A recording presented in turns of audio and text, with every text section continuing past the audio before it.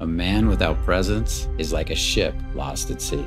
If you chase, you're not leading, and if you overtalk, you're not grounded.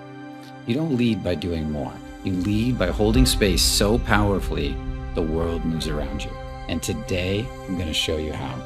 Stay to the end, and I'm going to give you 3 powerful things you can contemplate that will integrate this at a body-based level.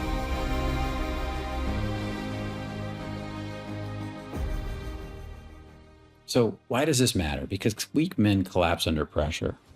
They try to impress, they talk too much, they chase attention. And this just doesn't work.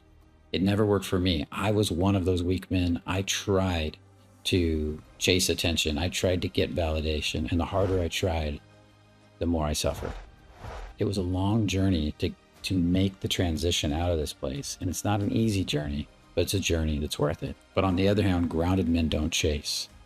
They hold the tension, they hold the focus, they hold the intention, the direction they're going, they hold their mission, they hold their power, and they empower other people. Your nervous system becomes the container. It becomes the container for everything you're creating, for the people around you and yourself, for your family and for the world. It's part of what makes you powerful as a man when you fully develop into what you're designed to be. You don't need to manage people. You lead them through your presence. You lead them into win-win situations. You help them become more powerful. And that's part of what makes you a great leader. And words mean nothing if your energy says, I'm not safe.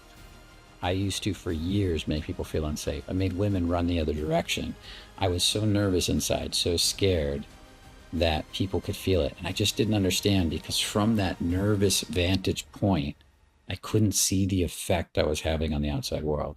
And when I started to change that, when I started to shift out of it and I looked back, it was so obvious. I couldn't believe I couldn't see it before. As you become more grounded, as you become more present, as you live more embodied from your heart, from your grounding, and not only are you going to see, it's going to become obvious why you were pushing people away in the past, even if you can't see it now. Let me tell you a story. I think this is going to bring this home for you. Eddie, one of my clients, he started out very nervous, very insecure. He couldn't get a date to save his life. He worked really hard. He trained with a lot of dating coaches, but nothing ever quite clicked. After working with me for a while and getting his grounding straightened out and getting his vulnerability straightened out, everything started to change. Eddie started to learn what it was to be authentic, to be real, and just hold space, to sit back, create a container, and let the women fill it. So one night, Eddie has a date. He met this girl. She lived a little over an hour away with traffic, and she wanted to meet him. She wanted to see him. So she was going to drive a full hour to Los Angeles from Orange County to come have a date with him. Well, he had had a tough day at work. He's a chef, and there was a lot going on that day. And he got off work, and he thought to himself, I really do not want to go on this date. But she's driving an hour to come see me. I want to cancel, but I'm not going to do it. So Eddie almost canceled on her, but he didn't, because she had to drive an hour to come see him. And she'd probably already been on the road a half hour. So he thought that would be rude. So he decided he was just going to hold space. He was just going to show up, hold space, be real, and be authentic. Everything I taught him to do, everything he'd been doing that had been getting so much better.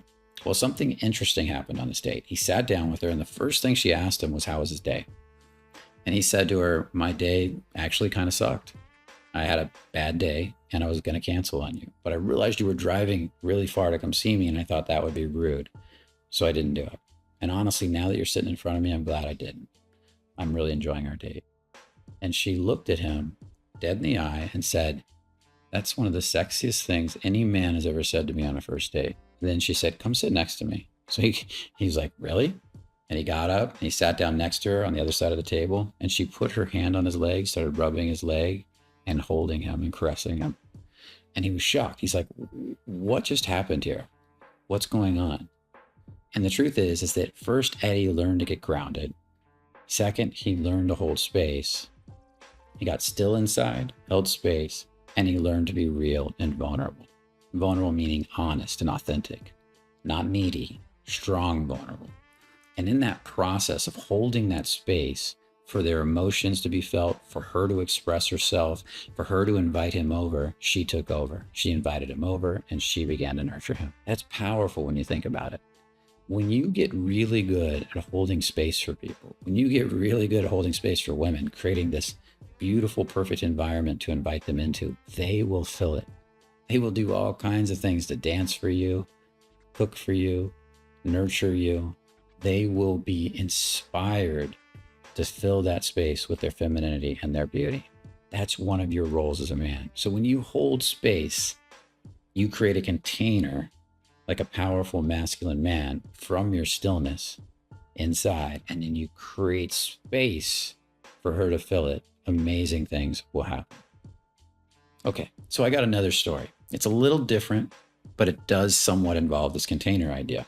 And this is a personal story of mine. Years ago, I was at an Irish pub in Long Beach, California. I was out with my friends, and there was another group of friends that kind of merged with us. And we had this big group of people. We were almost making like a horseshoe.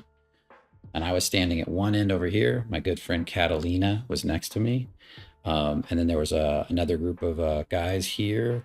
And then this really beautiful blonde girl sitting on a stool over at the other end of the U.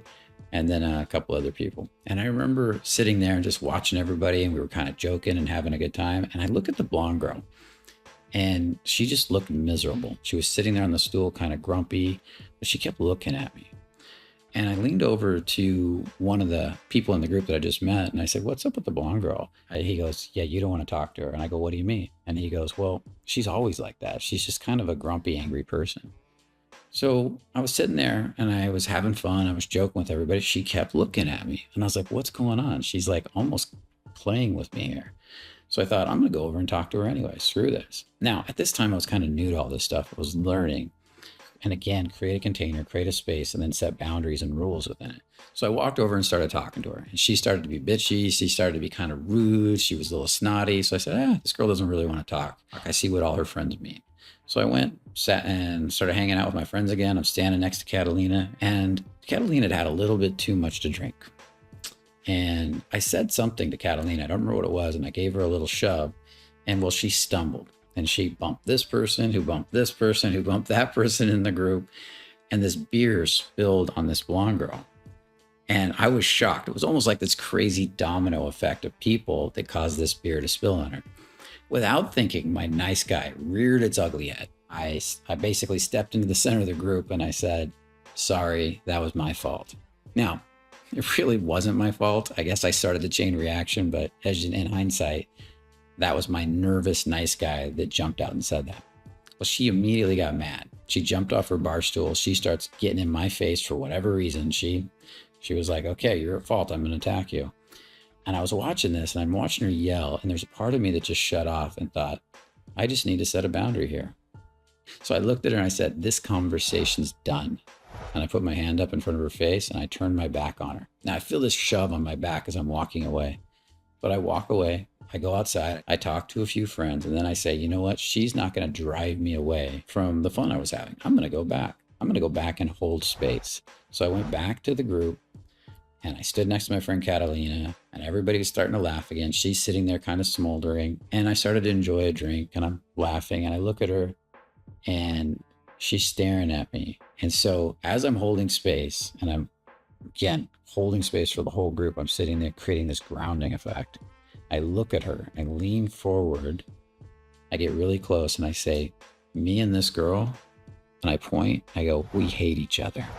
I stare right in her eyes, and then I step back. And I don't know why I did this. It was pure instinct. It was embodiment telling me what to do. And I step back, and suddenly she jumps off the bar stool, and I thought I was going to get attacked again. And the opposite happened. She started apologizing profusely. She started being sweet. She started being nice. She started hanging all over me. So she started to sit in my lap, and I thought to myself, what the hell, is this chick crazy? The next thing I know, I'm getting ready to leave because I want to get away from her. Even though she was hot, she was definitely crazy. And I was getting ready to leave with my friend Catalina, and she's forcing me or telling me I got to take her phone number before I leave. I have to take her phone number. So to make her happy, I put it in my phone and I ended up leaving. All I did there was create a space, and I held it, contained it, and I relaxed into it. And I owned my space. I kept the boundaries solid. I stayed congruent with who I was. And in turn, when she couldn't break my container, when she couldn't out-tension me, for lack of a better term, she leaned in and ended up becoming attracted to me. And later I began to understand the dynamic. When my masculine frame was so strong, my masculine container was so strong that she couldn't break it, she couldn't help but be attracted. Hopefully you enjoyed these 2 stories. I think they really bring this idea home. So with that said, if you're really feeling these stories and you've got a similar scenario you want to share or something you want to comment about, please comment below. I definitely check out the comments the first week, and I love to see what you guys write. And I love those comments because they help everybody to learn. So in the end, I want you to think about this. A great leader channels, he doesn't control. He channels energy into a solid container that creates win-wins. And if you become the man that helps to channel people and lead people into win-wins, you will be seen as a leader. He also creates scenarios where others rise. They take the lead in their own genius. Remember that as a leader, your job is to channel people into their genius. And when they start to take over with their genius, it's your job to step back. You're the conductor. You're not playing every instrument. So when you create space for a beautiful woman to shine, let her shine, especially if she steps in and wants to dance for you, flow for you, or nurture you. Part of giving is receiving. He doesn't need to be the smartest man in the room. He makes space for everyone to shine. That's pretty much the same as the last thing I said. But just remember, you're not competing with people. Matter of fact, the more humble you become, the more you let people rise up and be, in a sense, smarter than you in their given areas, and you just become curious, the more energy turns back on you, and you're seen as this humble, sweet, amazing, grounded man. So now let's get into the 3 questions I talked about at the beginning of this video. I want you to contemplate these questions this week. If you take time to contemplate them every day, you write in your journal. You know, I like to do that. And then read it right before you go to sleep. By the end of the week, you're going to get all kinds of growth and realizations and deep understandings about this. Contemplation is a powerful tool for change, for letting go, and for realization. Number 1, what is it to lead by channeling and not controlling? Where have you done this in your life? Where have you seen it done? Write down some examples. What does it mean to create containers or space for others to shine?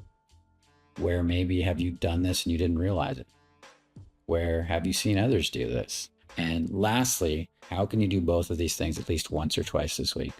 If you commit to doing this in your journal, you get yourself a attention journal, a courage journal. I think I'm actually going to produce a real one. If you want me to produce a real physical one that we sell, definitely comment below. But if you get attention journal, a courage journal, I'll probably actually start calling it the courage journal, and you write these things down, you do these practices like I lay them out, you're going to start to see a lot of change in your life, a lot of growth, a lot of realizations over time. So basically, we don't need to perform. Give up all the performance. You don't need to convince. Give up all the convincing. You just need to hold space. Be there and hold space for people. She doesn't want you to fix her storm. She doesn't even want you to fix her problems. She just wants you to be solid while you're going through it. And this isn't just with women. This is really with everybody. This is what will make you a powerful businessman, a powerful family man, a powerful leader in the world. As a matter of fact, the world is starving for this kind of man. So make sure to watch my previous video. It's one of my videos in the Letting Go series, and it's a powerful video, and I love that series. It'll be posted right here somewhere. I don't know what the name is, but you'll see it in the clip somewhere. Now, with that said, remember, only the courageous really live. I'll see you in the next video.